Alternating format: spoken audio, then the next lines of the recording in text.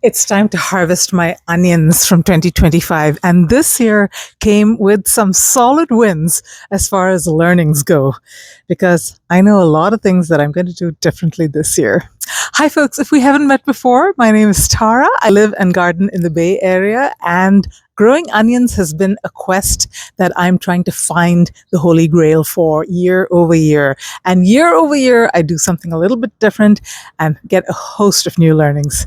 This year, I ordered my transplants from Dixondale Farms in January 2025. Today is July the 7th, and it's time to harvest those onions.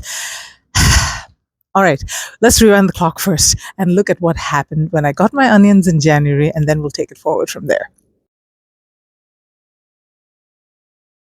Hey folks, early January, and believe it or not, it's time to get onions in my garden. So I live in the Bay Area, Zone 9B, and early January is when we plant our onions. We grow either short day onions or intermediate day onions. And I've got a whole video on how to choose the right kind of onion for your latitude, as well as planting instructions all the way from start to finish.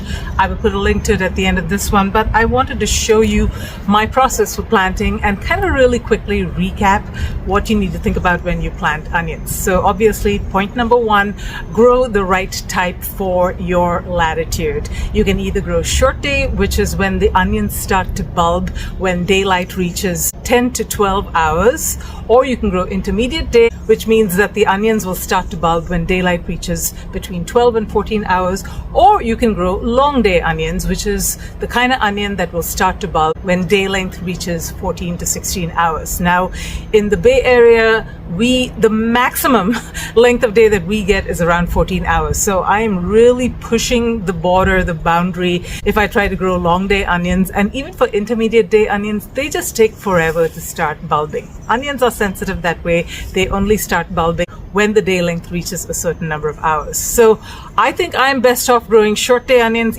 even though I'm technically allowed to grow intermediate day onions. My experience last year was it just held up my gardening beds for way too long. So this year I'm planting short day onions. I'm planting 3 varieties of onions. I'm planting Red Creole, I'm planting Texas Super Sweet, and Texas Early White. These are all from Dixondale Farms, and there are actually 3 ways that you can grow onions. You can either start them from seed, which I'm also doing, by the way, or you can start them from transplants like I'm doing right here, or you can start them from sets. Don't start them from sets. My experience has been that they very quickly go to flower. Onions are biennial, which means that the second year they will produce that flower spike. And if they produce a flower spike, your onion pretty much, you got to pull it out. It's not going to grow anymore, and it will rot very quickly. And when you buy sets, the onions are kind of pulled out when they're starting to bulb, so they're really confused, poor things, and they think that they're in their second year, and many of them will grow to flower. So best way is to grow from seeds. It can be a little finicky, tricky. Second best way is to grow from transplants, which is what I'm doing right now. So the instructions for growing from transplants, I've actually found the best success growing in these kinds of tubs. I can control the fertility level, and I can also control the moisture, both of which are super important when it comes to growing onions. They require the soil to be a little bit on the acidic side, and during the early days when they're producing a lot of green foliage, they need a lot of nitrogen fertilizer. So let's go ahead and plant these. I get them in a bunch from Dixondale Farms, and as soon as you get them, you've got to spread them out on a sheet of newspaper or something so that they can just air out after their long journey. So that's what I did this morning. I kind of spread them out, but you've got to get them into the soil very quickly. So that's what I'm doing right now. I'm going to plant up my onions. Now, you want to plant them about 4 to 6 inches apart. Just think about the onion, how big it's going to grow. Roughly a diameter of 4 to 6 inches. So maybe a couple of inches on either side of the onion should be good enough. And you can pack in a lot of onions in a small space. That's one of the advantages. Now, you don't want to go too deep. You just want to barely bury the base of the onion. And I like to do this when it's not too hot outside, because I like to lay out my onions first, like I've done over here. And if I'm not planting them quickly and there's sun beating down on them, they dry out the onions. So do this either early morning or late in the evening. Let's go ahead and finish planting these.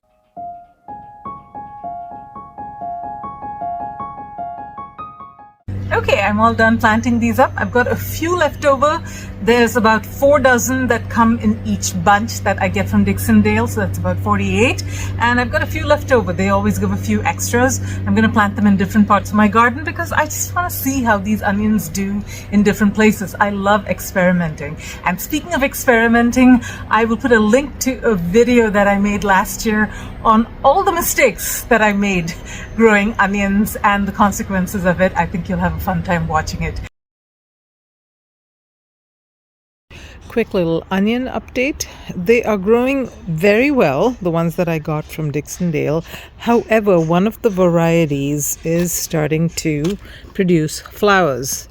In fact, I'd say about 50% of these have already flowered. You can see that I've removed them. Unfortunately, after it flowers, it's not going to grow that much. In fact, it's not going to put on any new leaves at all. And you know that each leaf corresponds to a layer on the onions. So the onions will continue to grow. However, they will only get thicker scales rather than more scales, if that makes sense. So yeah, you will get a little bit of a bigger bulb as long as you harvest these immediately.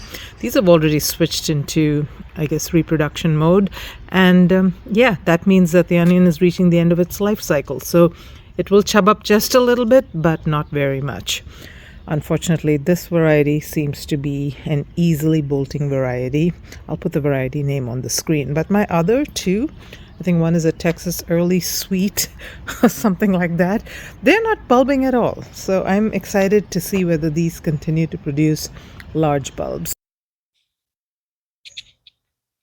Now, this is actually my third year growing onions from transplants from Dixondale Farms. The first year, 2 years ago, when I ordered the onions, I ordered the intermediate day onions because I can grow either long day, short day, or intermediate day. I'm in one of those Goldilocks zones, right?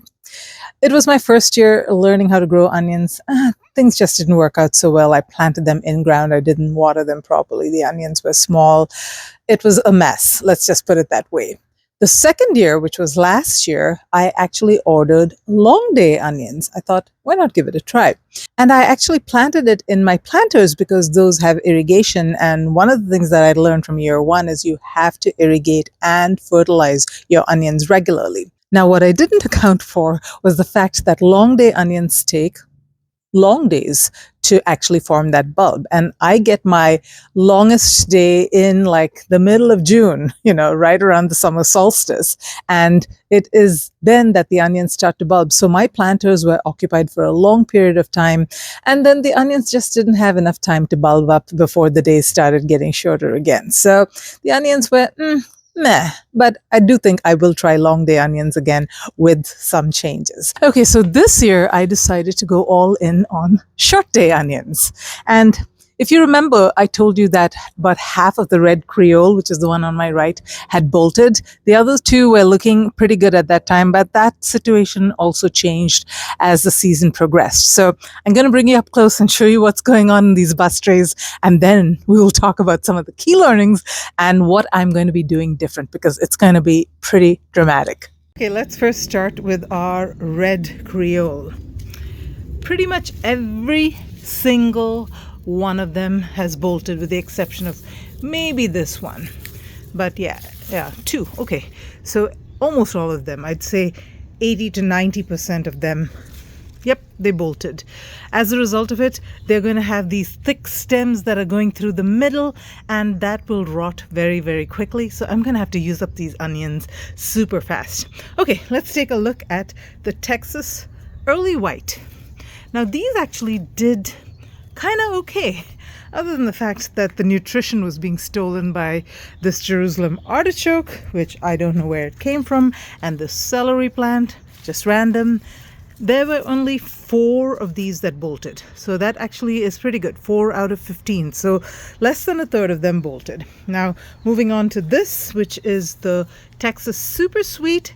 This also, unfortunately, pretty much every single one of them has bolted. Now, the onions don't look terribly small. Let me look at the largest one here.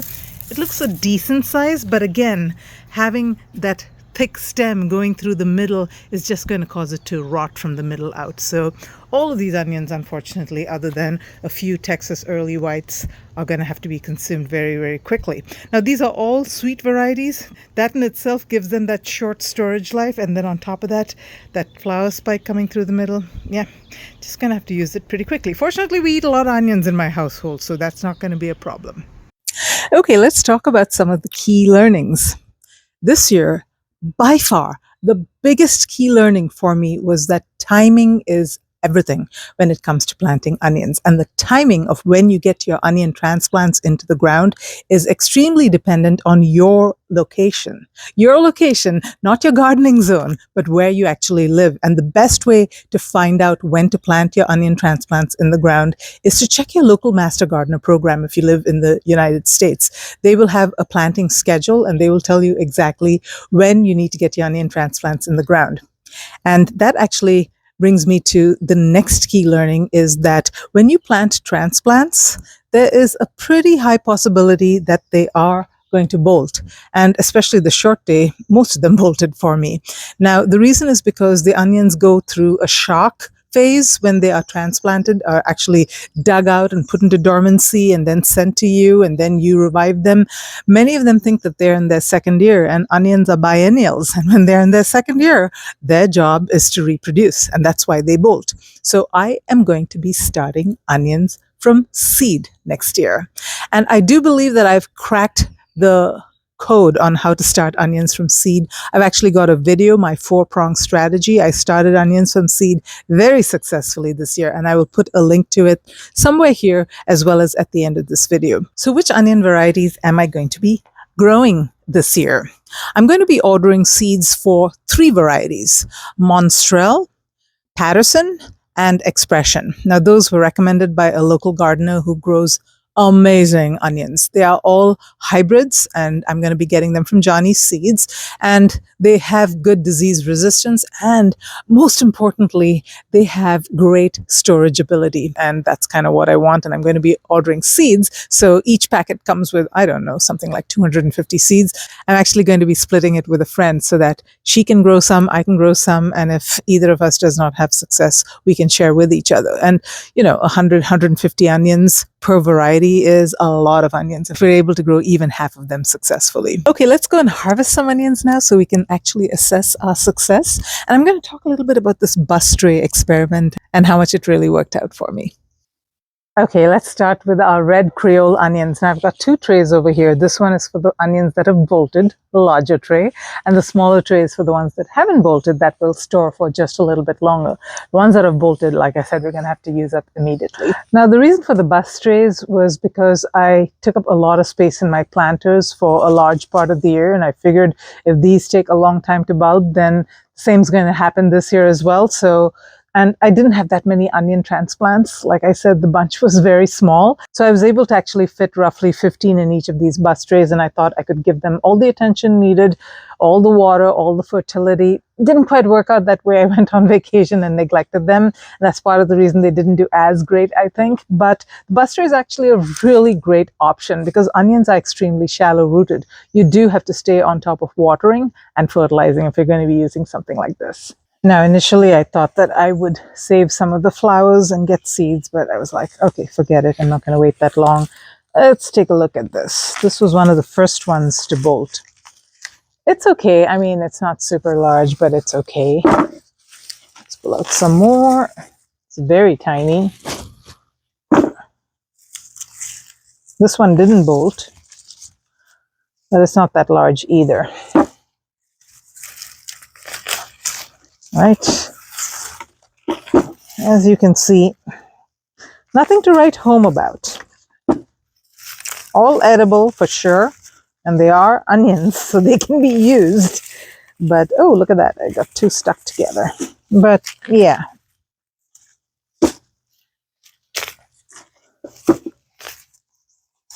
That one is super small.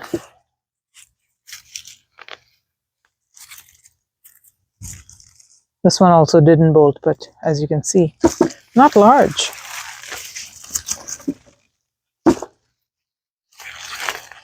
Oh, I was supposed to put the ones that didn't bolt in a different tray. Oh well, so much for that strategy. Now, ideally, you should stop watering at least a couple of weeks before harvesting, but I didn't follow any rules this time, so I pay the price, right? Okay, this one didn't bolt, and it's actually it's not bad. All right, next.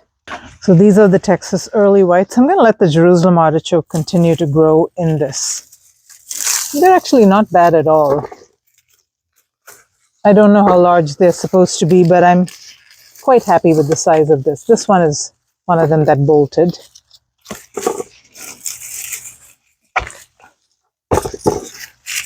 This one bolted as well.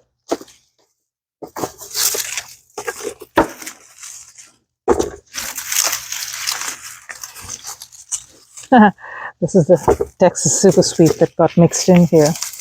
Decent size, but it did bolt. Oh, why am I pulling out my celery? Another bolted onion. This one's good. Another Texas Super Sweet.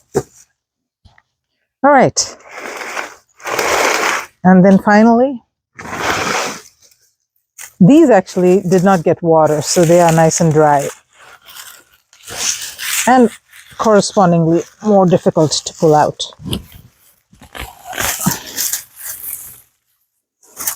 Most of them have bolted though, like I said. That one's pretty small.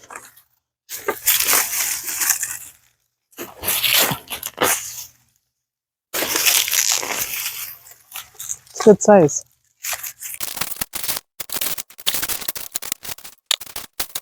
And we're done with the onion harvest. So I went ahead and cleaned them up a little bit and laid them out here. These are the ones that have bolted. These are the ones that haven't. Now, normally I would have left the stems on the onions to dry out, but I didn't do it for these. I kind of chopped them down a little bit because those bolted onions, they have some real thick flower stems. And you see the hole over here? This goes all the way through the middle of the onion. That's what causes it to rot out from the inside. Now the stems have dried out by themselves, so I'm just going to be able to pull them off when the onion is completely dried. I'm going to let them cure for a couple of weeks outdoors in a shaded area. I'm going to use these up first, and these, we'll see how long they store. Okay, so a quick little recap, a little TLDR, if you will, to my future self. So if I'm going to be ordering short day onions, I need to order them in the October-November timeframe, or at least to get here by then so I can get them in the ground, because more time in the ground means less bolting. I also get more plants if I order earlier. And of course, you're going to have more time for that leafy growth. I'm also going to be starting seeds in the September timeframe to be able to plant them in the November timeframe. And then the bus trays. Will I be using them again? I think I will, but I am setting up some planters with some really good soil that I'm going to make sure that they have irrigation. I'm going to keep that fertilization schedule going.